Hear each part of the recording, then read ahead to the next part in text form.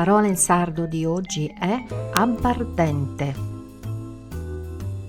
Abbardente è una parola diffusa in tutta la Sardegna, anche se appartiene alla variante del sardo logudorese e nuorese. Cominciamo dalla traduzione letterale. Abbardente deriva da due parole sarde, abba, che significa acqua, e ardente, che significa che arde o che brucia. Quindi, letteralmente, abbardente si traduce in acqua che arde o acqua che brucia. Altre varianti altrettanto diffuse sono acquadrenti, in campidanese, e filuverru, in campidanese e logudorese. La parola filuverru è un'altra traduzione letterale che vedremo in un altro video. Ma cosa significa abbardente? No, non è semplicemente acqua calda, abbardente è il nome con cui si identifica l'acquavite sarda, ovvero un distillato di vinaccia molto forte e aromatico. In Sardegna l'abbardente è una bevanda tradizionale, spesso fatta in casa, che si produce dopo la vendemmia. Ma perché abbardente? L'accostamento con l'acqua è presumibilmente dovuto alla trasparenza cristallina tipica dell'acquavite, mentre l'accostamento col fuoco è probabile si riferisca alla sua alta gradazione alcolica. L'etimologia di abbardente ci porta indietro nel tempo.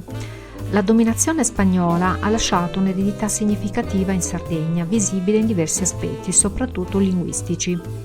In spagnolo, la grappa è indicata dalla parola aguardiente, mentre in catalano si dice aiguarden. Ora passiamo a qualche curiosità sull'abbardente.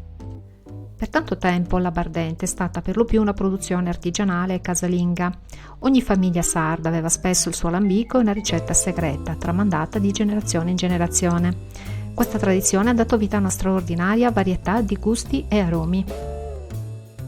L'abbardente è una bevanda con un'alta gradazione alcolica, di solito tra i 40 e i 50 gradi e a volte anche di più. Per questo va gustata con rispetto e moderazione.